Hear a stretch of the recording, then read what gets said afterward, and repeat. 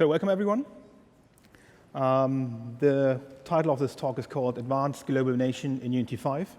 My name is Roland Cook. I work for GMX. GMX is a company that produced Enlighten. Enlighten is, of course, the middleware used in Unity 5 for illumination. This talk is going to be split into three parts. The first one is about Enlighten and how it works internally, so you get a better idea of what's actually going on under the hood. And I will be giving that part. The second part is a bit more about the exposed user interfaces and developer features, and Casper Storm Engelsdorf from Unity is going to be giving that.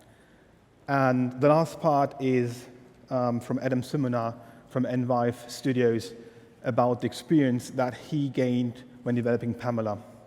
And we wrap that up with the Q&A session afterwards, where everyone, all three of us, will be on stage again, and we will answer your questions at that point. All three of us will also be here for the whole Unite event, so if you have any questions, just ask us afterwards. So before we dive into how Enlighten works, just a brief words on what we mean with illumination. Illumination is all about light coming from doing multiple bounces. So it's not just light coming from a light source being reflected on a surface and being then hitting the camera, which is a direct light portion. It's all about the light coming from a light source onto a wall, onto a floor, onto the desk, and then onto a camera. So multiple bounces. And if you properly account for all these multiple bounces for the different light paths, you arrive at an image which looks like the final image that you see on the right side. So if you try to do that, it's actually a pretty complex problem, and it takes a lot of time, and you really can't do that in real time. But as it turns out, if you break down the problem into different sets of light paths, you actually can solve them all individually, and if you add them up, the contribution, you do end up with a final image that you see. So direct lighting, as said, is just a bounce from a light onto a surface into the camera, and this is something that historically GPUs have been optimized for. That is well covered.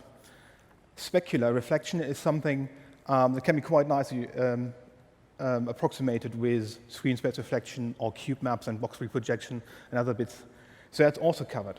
And the indirect is the part that Enlighten is doing and that we are talking about here. So to see in a real-world asset what it actually means when I'm talking about indirect, this is a picture taken from the Blacksmith demo from Unity that was released earlier this year when Unity 5 was launched.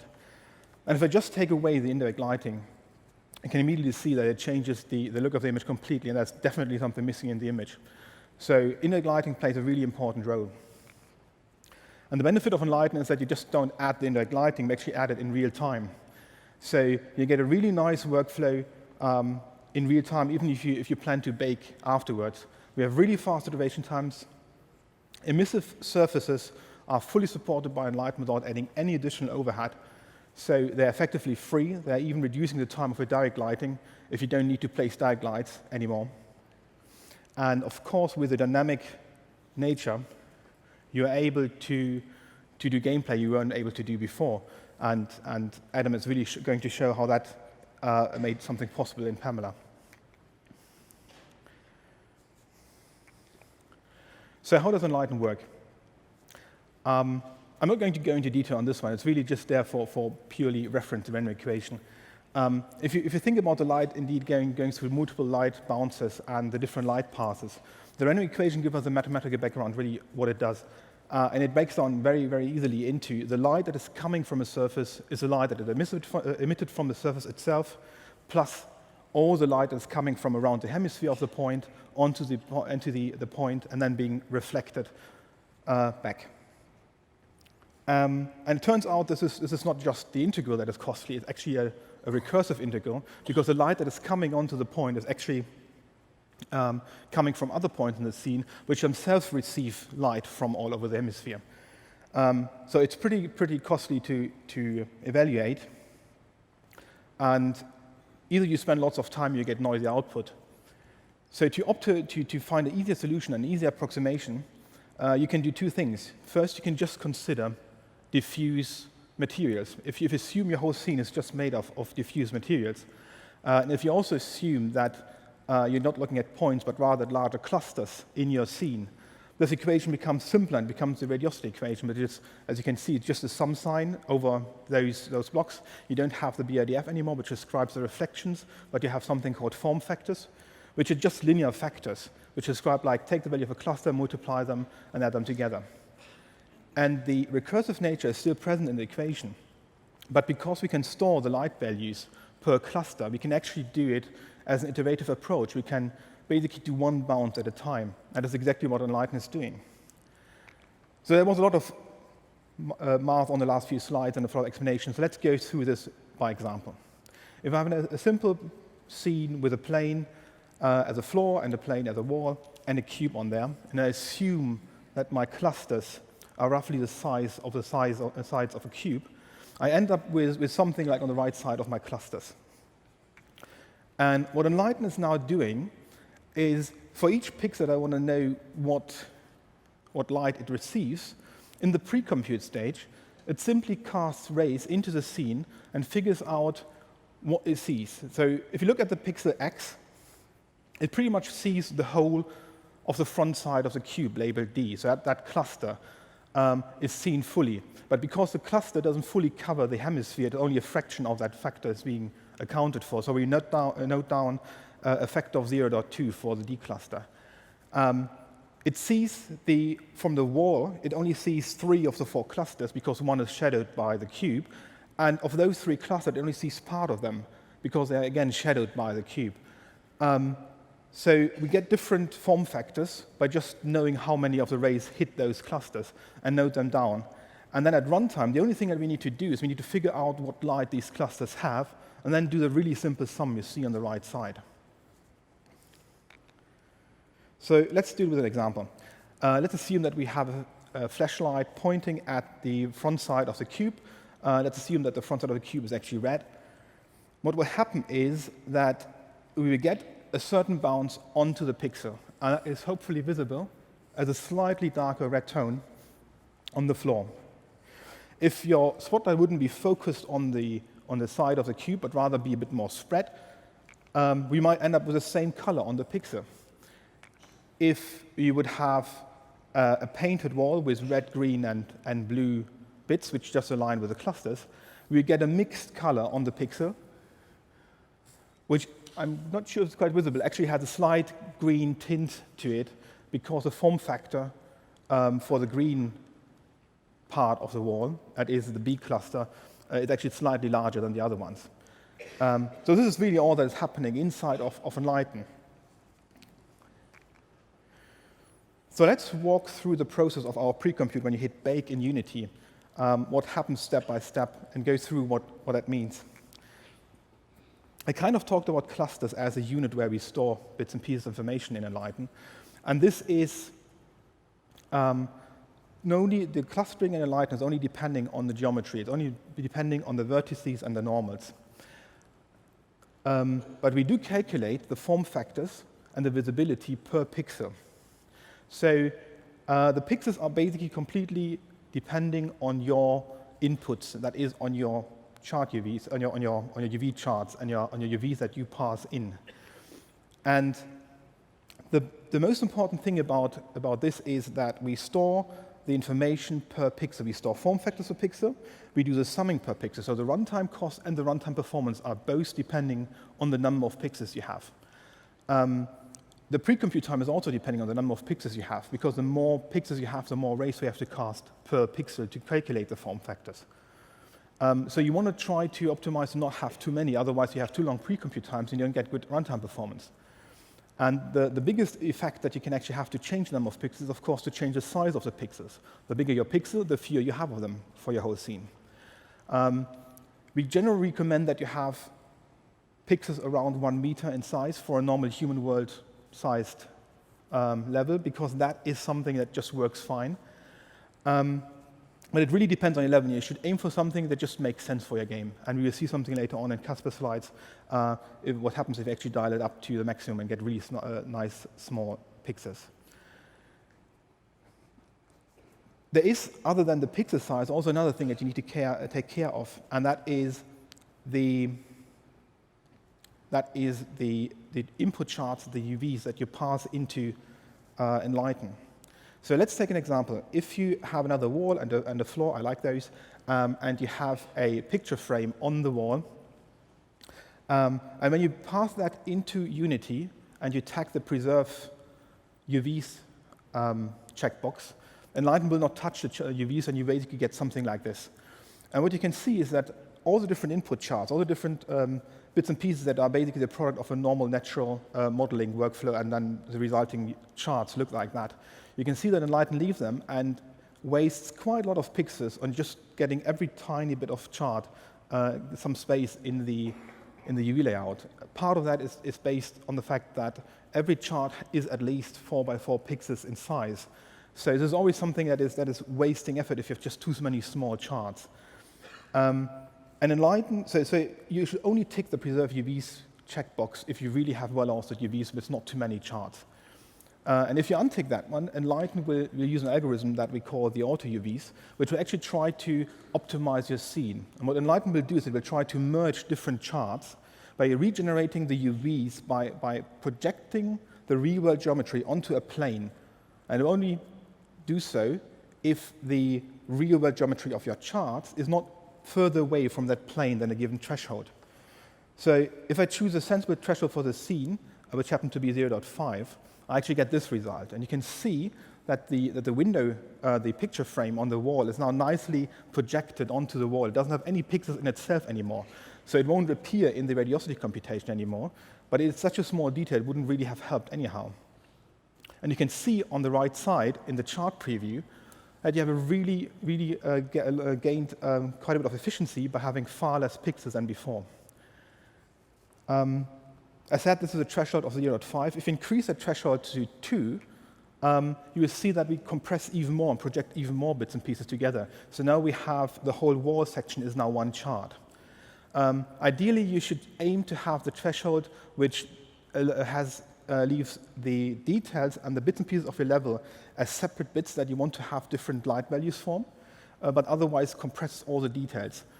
Nicely, the packing is a first step in the pre-compute pipeline. So whenever you change a value, that's the first thing that runs, and it runs normally within seconds, if not even less. So it's something that's very nice to just tune interactively and look at the results. Clusters, I already said something about clusters previously. The most important thing about clusters is actually that all the input lighting is done on clusters. So we can't capture details on input lighting that is smaller than that resolution. In Unity, the cluster size is a factor on the output pixel size, and the default is 2, and it is a value that is something that we from geomatics have found out to be quite well working in real life. It's more empirical value, there's not really any science behind it, but it just works.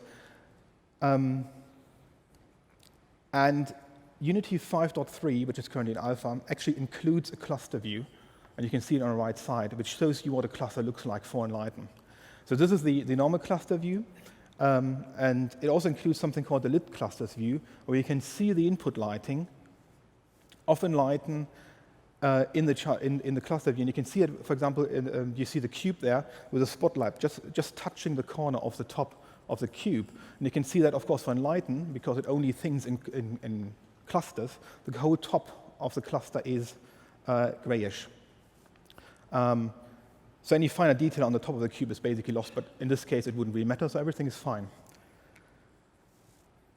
Light transport is a stage after the clustering, and there are two controls which you can refine and adjust the light transport form, which are quite important. The irradiance quality determines how many rays you cast per pixel to figure out what clusters it sees. Especially if you have very tiny, small pixels, you should increase the quality. In general, it's quite safe to increase the quality. It doesn't affect your runtime performance, but it does affect your pre-compute time. So it's something that ideally at the end of your production, you can just increase to get better quality. The budget, on the other hand, influences how many form factors we actually store. If a pixel sees more clusters than there's a budget, which can happen quite quickly, the default is, I think, 32. In this picture, it's 128, but around about these numbers. So if it sees more clusters than those, we actually have to not look at clusters themselves, but rather at aggregated cluster values, at averaged up values of clusters. So the input lighting for that pixel would get more and more wrong or more averaged up. So in general, if you have some weird lighting effects which you can't explain by looking at your charts and which are not due to your pixel layout, it might make sense to just try to see what happens if you increase the irradiance budget. Last slide, probe lighting. I didn't talk a lot about probes. Casper's actually going to do that. From an Enlighten point of view, probes are pretty much identical to pixels. What we do is for each probe position, we just cast rays into the scene. We look what clusters we see, we store the form factors, and then we sum it up. The only difference is really that instead of storing an irradiance value per pixel, we store the output as spherical harmonics coefficients. The right side has nothing to do with probe lighting, but is on there because I just realized that a link to our ARM Unity guide is quite helpful, which includes quite a ton of information about different bits or pieces of how to optimize your code on ARM GPUs. It also includes a chapter on Enlighten. So if you want to read anything about that, what I've just talked about, you can have a look at there. This is a QR code, but we also have a booth in the exhibit hall, so if you just come over and talk to us there, we can actually give you the proper link. And at this point, I hand over to Casper.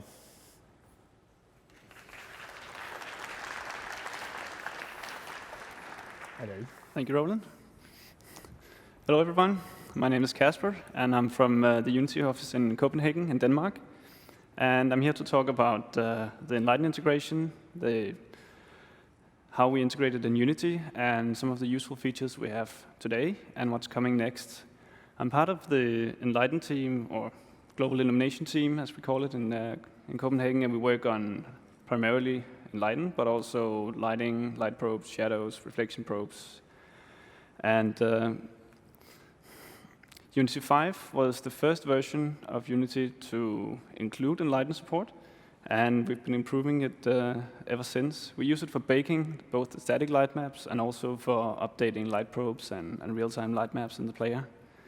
And on top of this, we also have reflection probes, and we have, we'll soon have screen space, ray traced reflections.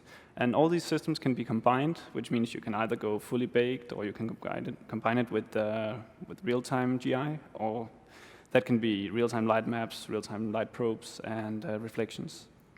And if you're interested in how these reflections are done and convoluted, I recommend that you check out our talk on Global Illumination Unity 5 that we did at GDC this year. And next, I would like to show you a video, which is our new demo where we show what is possible on a normal gaming PC. It's not unrealistic to run quality like this on a normal PC today. And pre-computed real-time GI here means that you can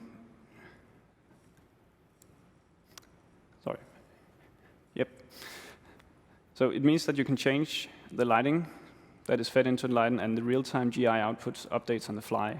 And you can change the albedo of your static geometry. You can change emission. In this demo, we have a strip of emissive, the orange strip, updating in real time.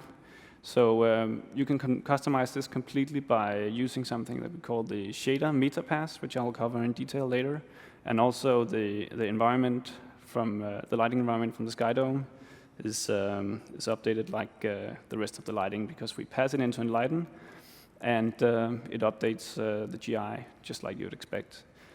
But the way the editor works with lighting changed completely from 4 to 5, as you probably found out.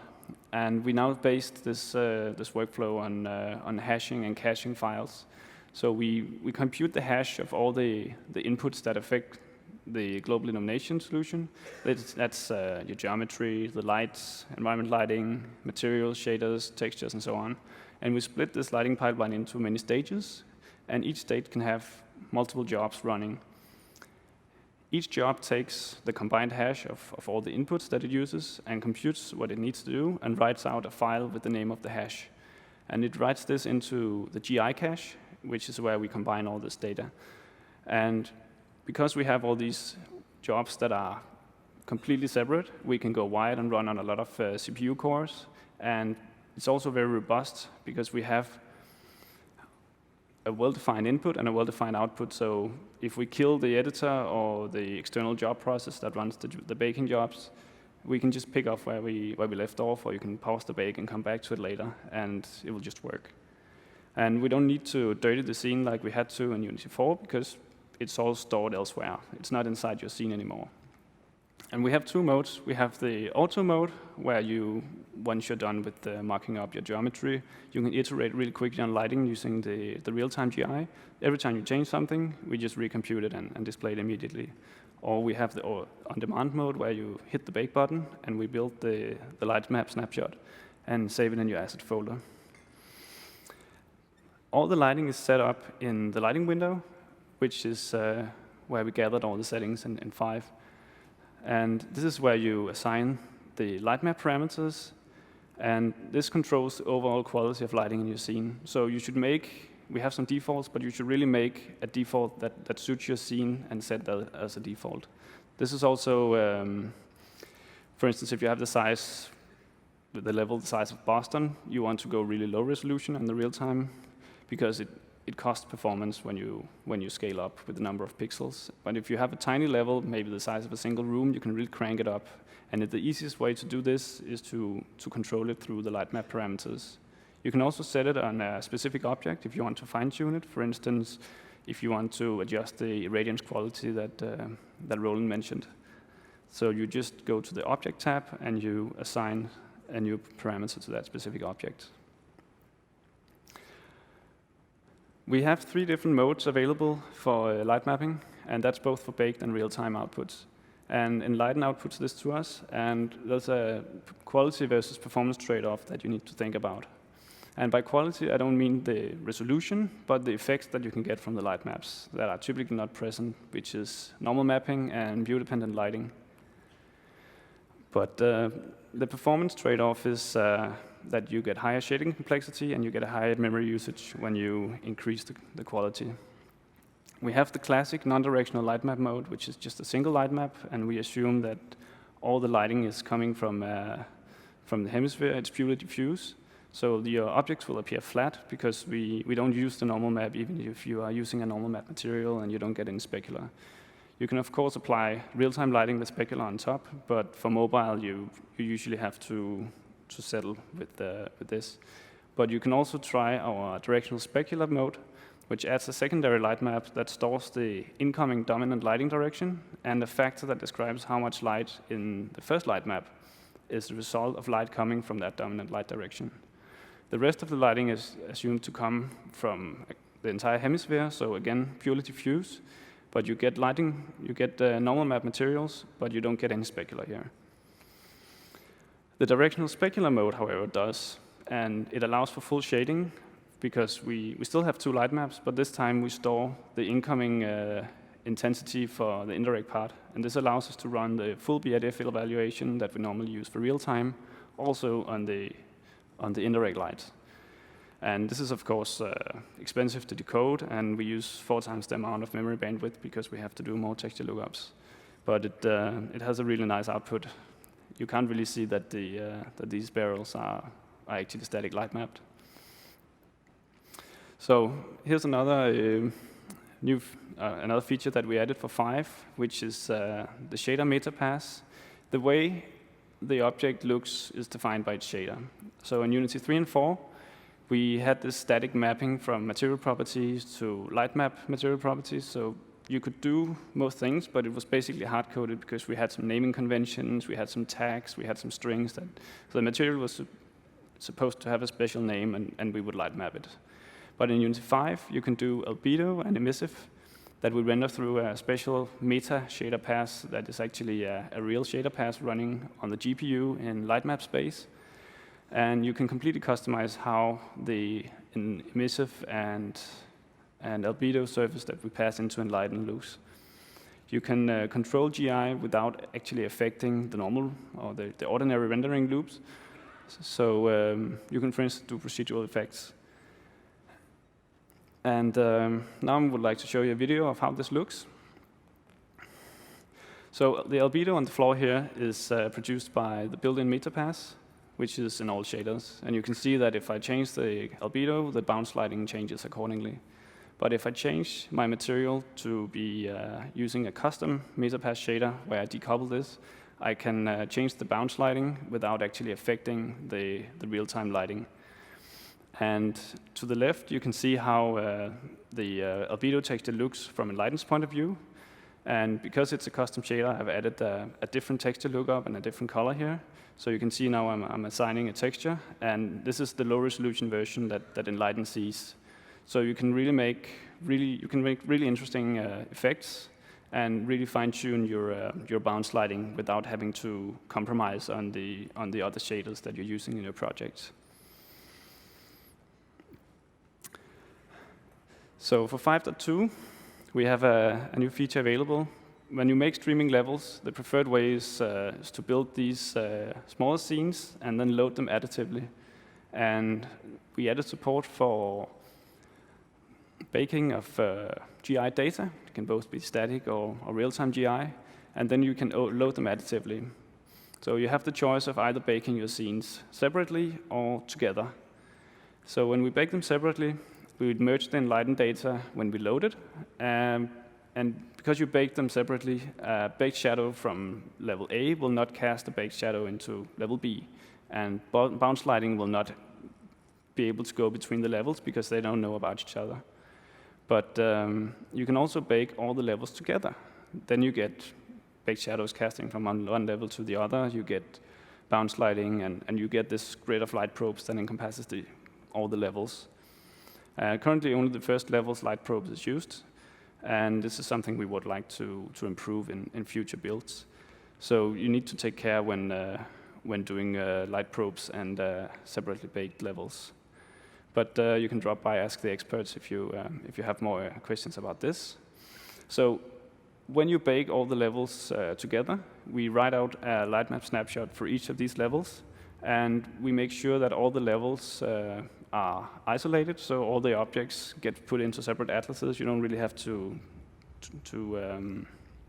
do anything to make this happen. And in the course notes, there's a link to the documentation and an example script that does bake multiple together, for baking everything together. Another thing that you need to take care of when you use LODs, remember to set up some light probes around your LOD objects. If you're using baked lighting, we need light probes in order to be able to sample indirect lighting. So the direct lighting will be sampled from the surface like we always do, but we need those light probes for the indirect part. And this is something we would like to automate in a future version, so you don't have to set this up manually. But right now, you need to set this up, so keep it in mind. And the object doesn't actually use the light probe at runtime. It's just for sampling at build time. There are a number of things that you should do when you set up your level. And as Roland said, resolution is the most important part because it really affects the performance both of the pre-compute and if you're using real-time GI in the game, it will also play a great role in how fast things go.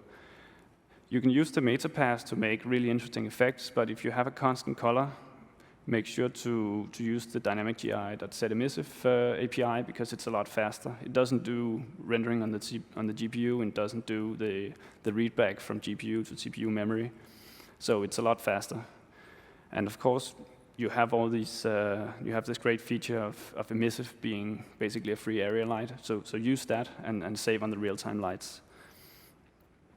And Pamela is a great example, as Adam will show later, what you can do with this.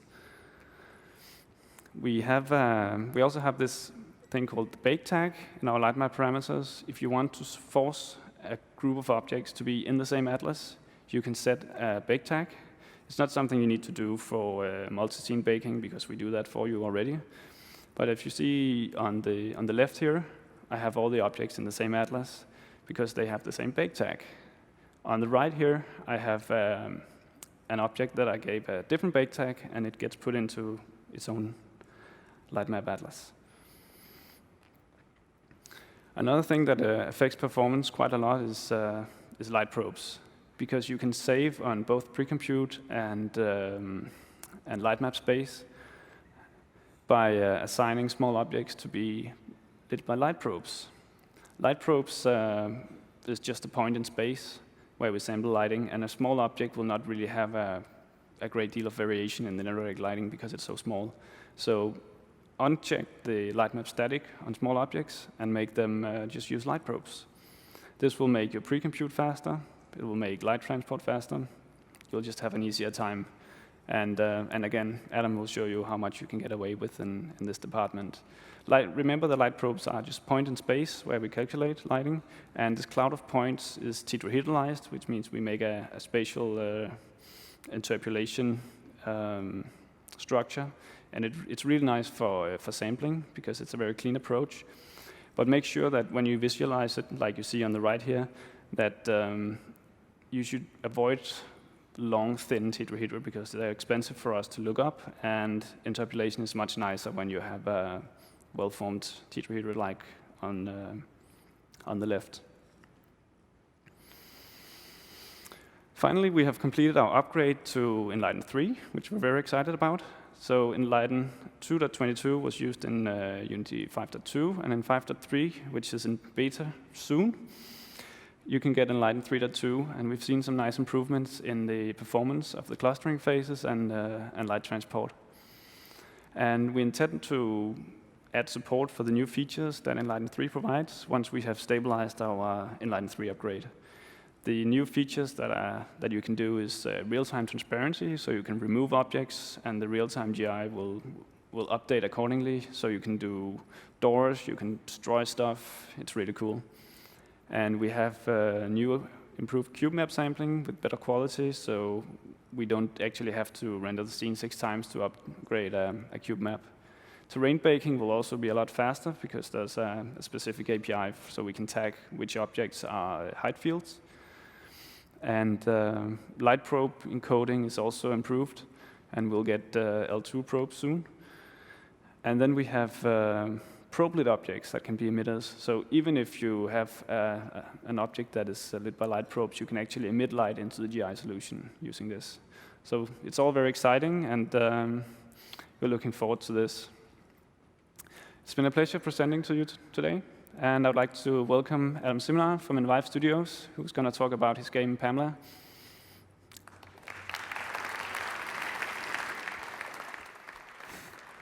There you go. Thanks, Casper. All right, so now that these guys have given you all a good rundown of the crazy technology and integration behind the scenes, I have the, I think, relatively easy job of just kind of showing you what we've done with this on Pamela, and hopefully serves to be an interesting case study for you guys. So I'm Adam Similar. I'm the studio director and level designer at Enlighten Studios. Among many things, I'm responsible for modeling, lighting, texturing, kind of making our environment look the way it does.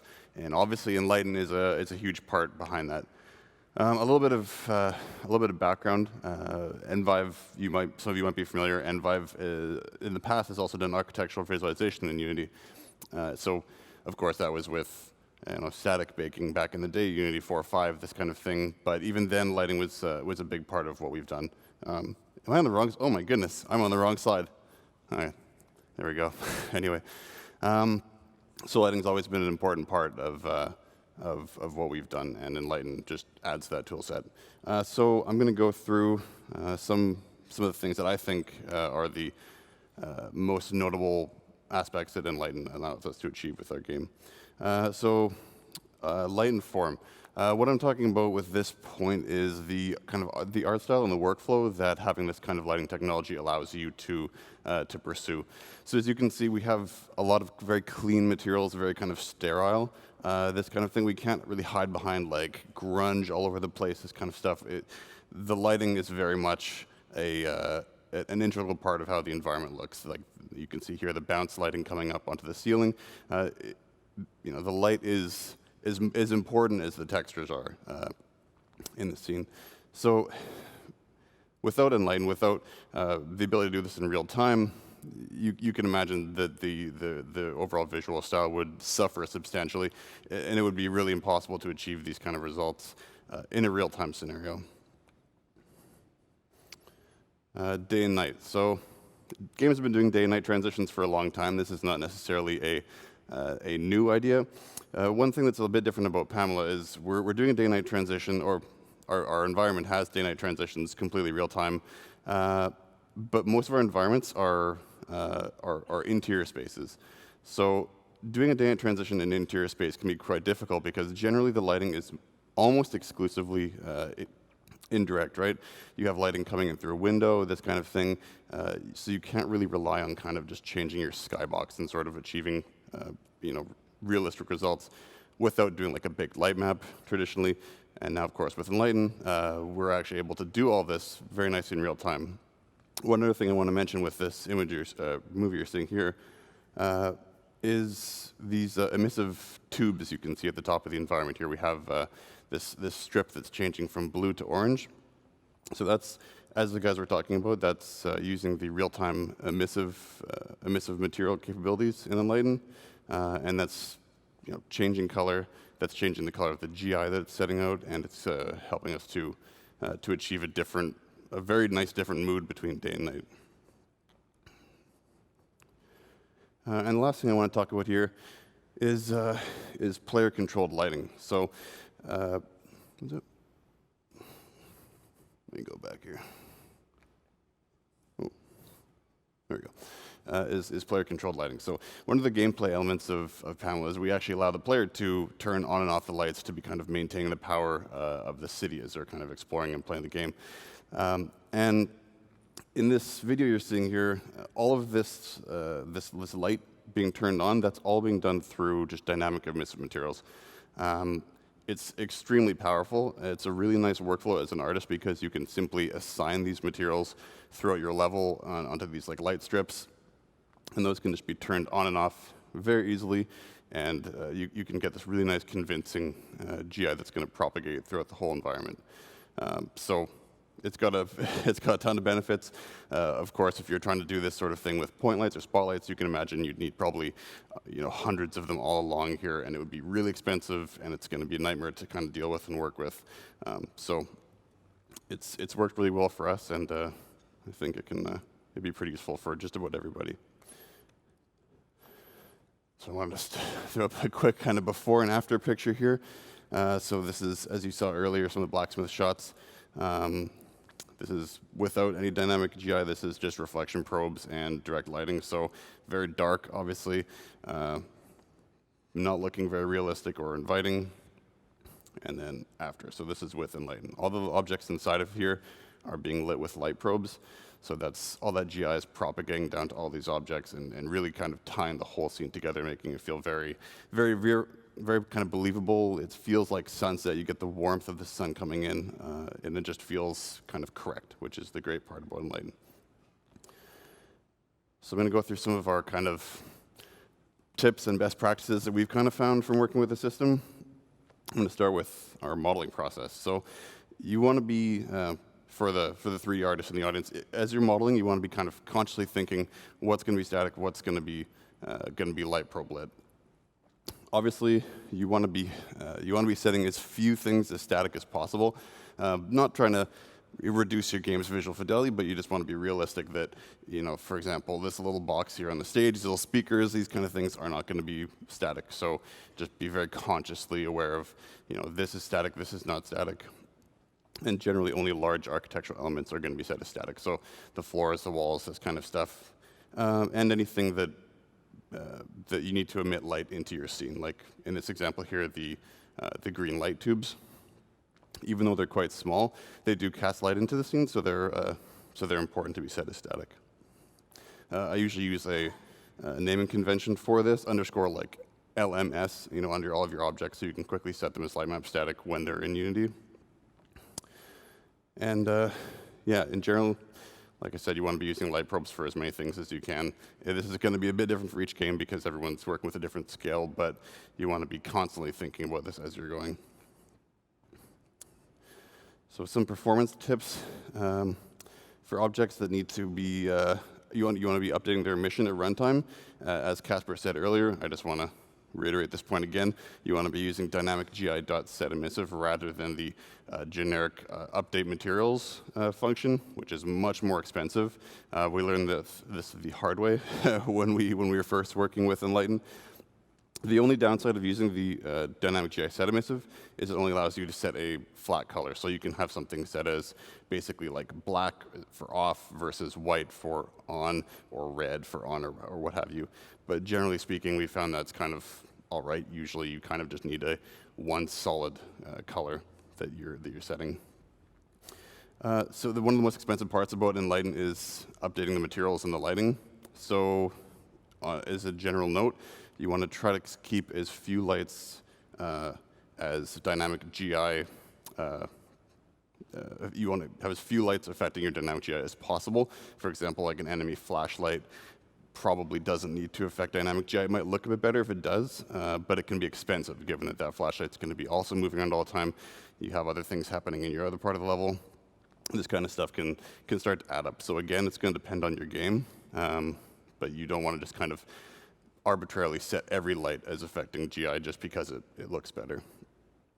And one last note, not performance related, but in terms of your materials, I have this little chart here. I kind of I took from the uniforms somewhere, so it's up there if you want to find it. But if you're working with PBR, which I think we all are now, yeah, Uni 5 obviously ships with it.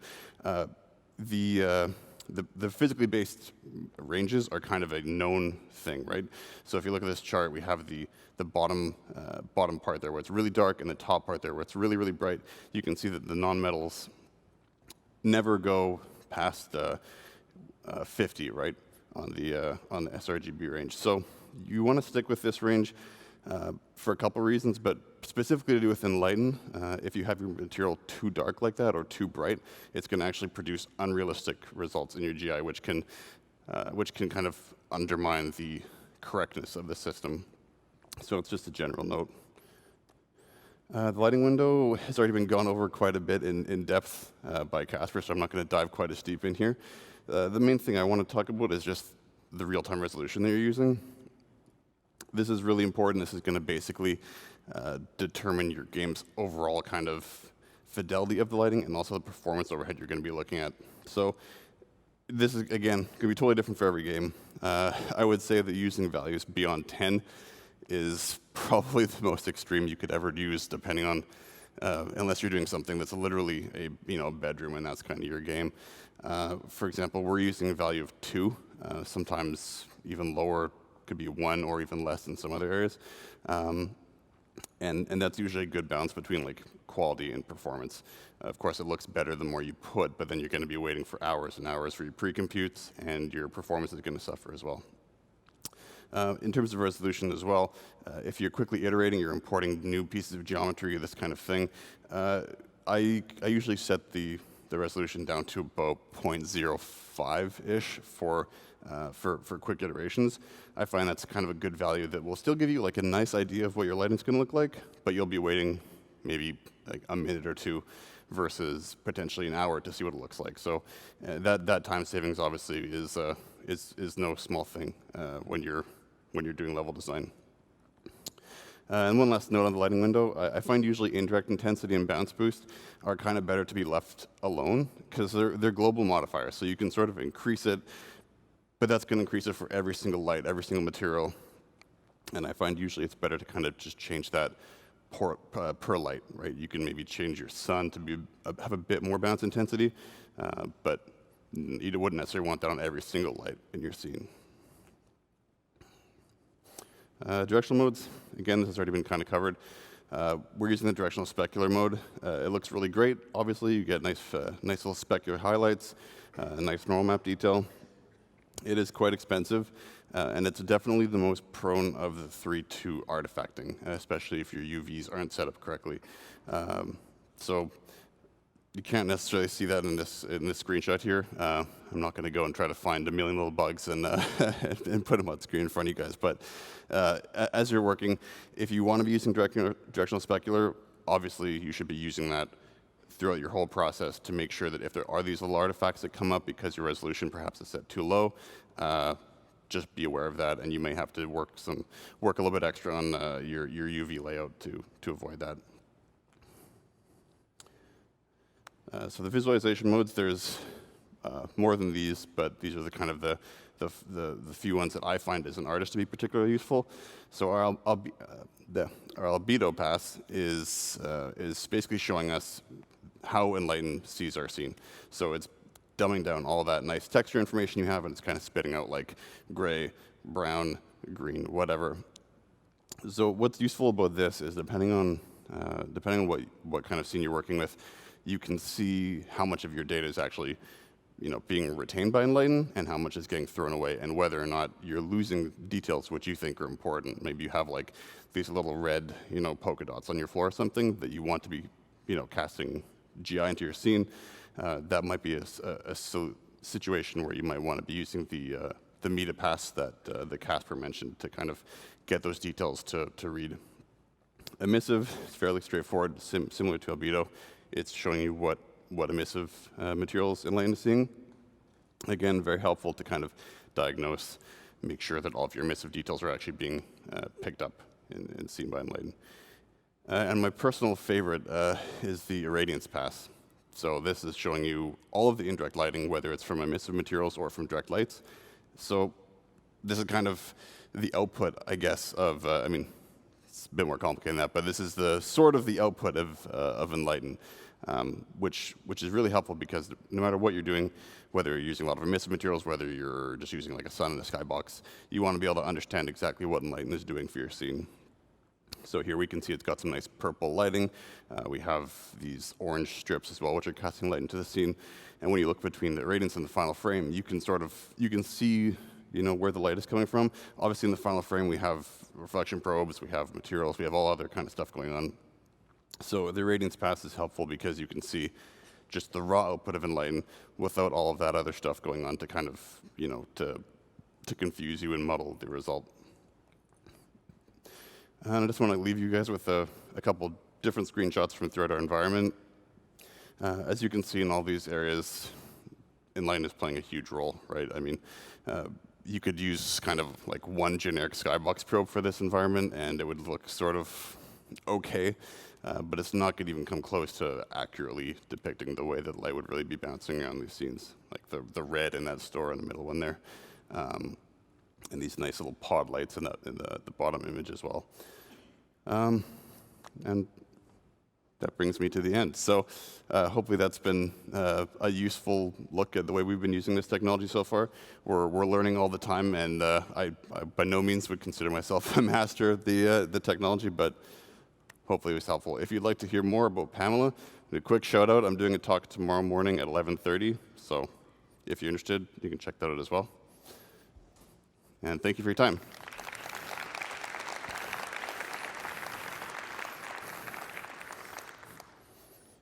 So we have a couple minutes for questions, 10 minutes.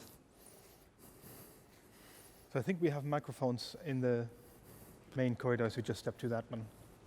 Hi. So first of all, sweet talk. It was pretty awesome looking scenes you showed there. And I noticed in a lot of your scenes, you use a lot of emissive texture material sections. And I wasn't really sure where the point lights, directional lights, the actual light sources are being used. A, is it possible to use only emissive sources and no lights in the scene? And B, what would be the performance implication of that versus using actual lights? That's to me, right? Starting with Pamela? Yeah.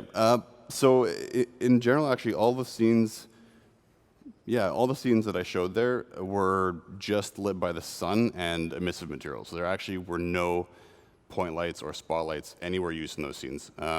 So I guess, so that is to say, you can achieve quite a lot, I suppose. The downsides, if I had to say, of using just emissive materials and like getting rid of spotlights and points just completely, you're not going to get quite as nice like specular highlights on objects, right? They'll be kind of lit with light probes. So as you have a character moving through the scene, you'll still get like the red glow, as they're going through this area with emissive materials, but you're not going to get those same like little highlights on them as you would from like a spotlight. So I guess what I would say is you can use, I would use emissive materials, pretty extensively, but if you have an area where you specifically really want to look, you have a really prominent red light that you want to show off when things are happening, you probably want to accent it with a real-time light as well. And then also the performance implications. Right, yeah. So obviously adding more and more real-time lights gets more expensive. Turning those on and off, it's going to be a GI update that's happening. So it's, I guess, another argument for using a lot of emissive lighting versus having a ton of Is there spotlights. like a cost per material for like how does the performance for emissive lighting affect? Sorry, that's badly worded question. But what performance implications do the emissive materials have? Is it per material? Is it per like area or? What? So there is literally no cost associated with emissive lights. Once you've set up a surface or material as being emissive, it's just taken care of in the calculation that Enlighten needs to do anyhow. So there's really none at all. Only if you change your emissive lights, like if you turn on light or off some surface on and off because you change its emissive properties, there's a slight cost, but even that cost is minimal. You probably don't even notice that one. Yeah, the only cost is filling the texture with a solid color, or in case of you using a metapass, doing the actual metapass rendering and reading the result back so we can pass it into Enlighten. And is there a cost, like a base cost for emissive in the first place? Like if I had no emissive materials, would I be saving cycles? No? Okay, thanks a lot.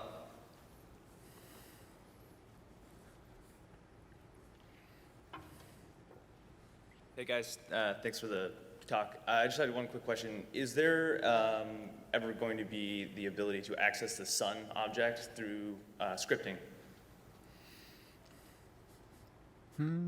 I guess we could do that. Okay, cool. I'll make a note of that. I have a pretty broad question. In general, a lot of this was kind of about the PC base. Could you have any basic suggestions on how to handle this type of lighting with mobile? What would you use? What would you suggest to completely steer away from? I know you said the directional bakes were probably something not to consider in mobile. With what kind of mobile is your base platform? Let's just say a Samsung tablet of some sort. I mean, something that can't handle a lot of GI stuff. We did have a real-time GI demo at GDC running on a Samsung Galaxy Tab, so it is definitely doable. You just need to set your resolution accordingly and maybe not take the most expensive version.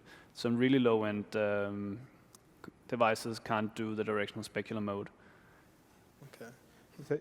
So maybe to add from a Enlighten point of view, because we are running on the CPU mostly and not on the GPU, the cost on the GPU and it doesn't really matter what kind of GPU you're having. So on mobile devices, it's mostly the CPU, and we can actually quite nicely run even on lower spec devices there.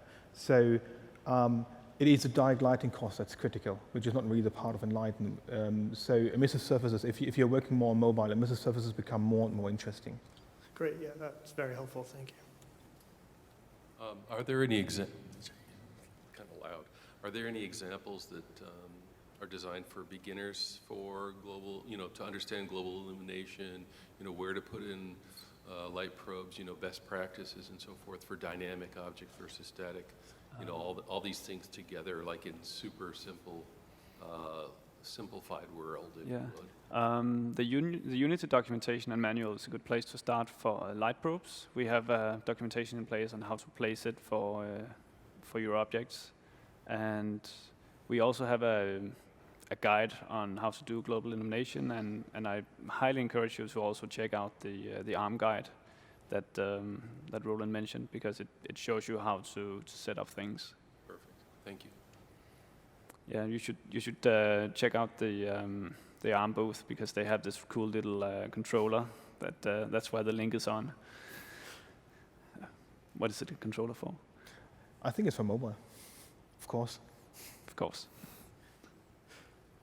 Hello.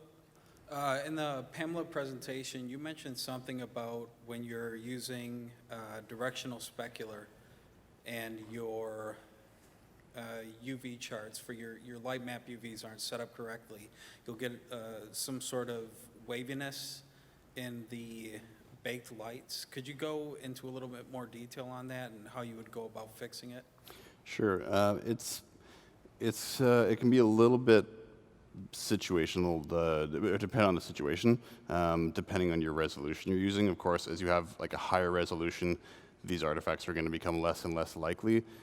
It's more when you say you're working with a really low resolution, like less than a meter, and you have a light map pixel that's basically wrapping around a surface in a strange way that's kind of causing some kind of distortion, this sort of thing. That's usually what leads to that. And you can kind of combat this a little bit by setting up your UVs in 3ds Max or Maya or whatever, and using the preserve UVs option by kind of nicely unwrapping them yourself. So it's hard to like specifically say, this is when will happen, this is what to do to stop it. But if you do encounter that kind of problem, definitely looking at some of the stuff that the Casper went over in the per object setting. That's probably where I'd start.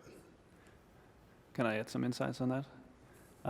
It usually happens when either because of precision differences, precision issues, or if you have the dominant light direction on the indirect part, if that changes a lot over a very short distance. So try and see if adding a little lighting here or there, maybe scaling the range of light, if that changes things. We're also evaluating a more precise directional specular mode, but it's still in the research phase where we can have a discrete direction for each component, which means a direction for red, a direction for green, and a direction for blue. So we get more precision, but it will be, well, even more expensive to decode. But it's something we're looking into, and we actually have a bug in our database that we need to sort this out.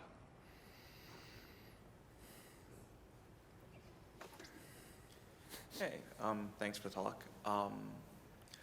You talked about dialing up the resolution for something small like a bedroom.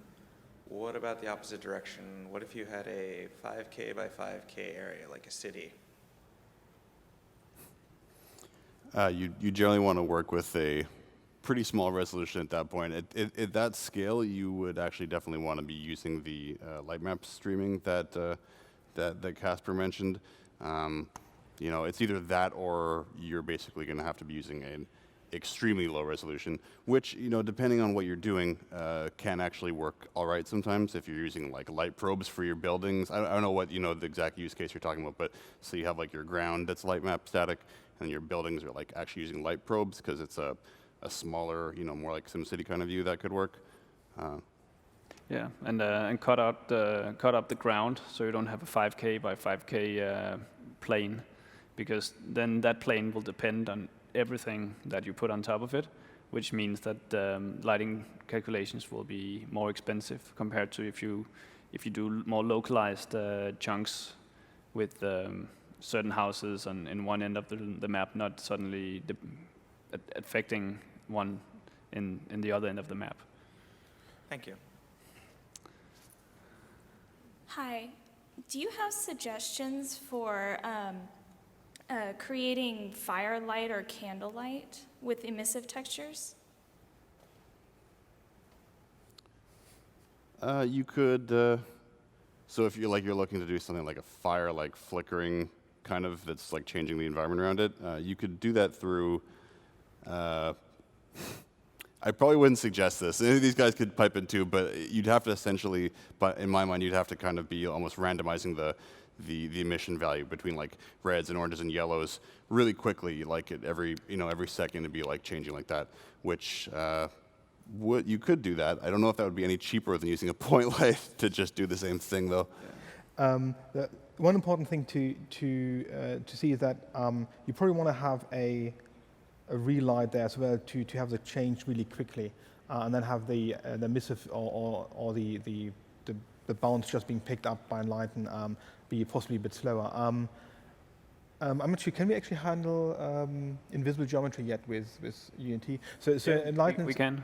Okay, so you probably want to have a slightly bigger emissive object, which actually is not visible in the game, that contributes to emissive light, because then it spreads light a bit more better than a small, tiny one. It makes the quality better. But that's basically, it should work just fine. I think we had demo scenes which use that, and it normally looks quite fine if you just go with the straightforward approach. Yeah, we've been using that in our demos. You set it to be invisible in the light map parameters, but we're running out of time now. So Great, thank you.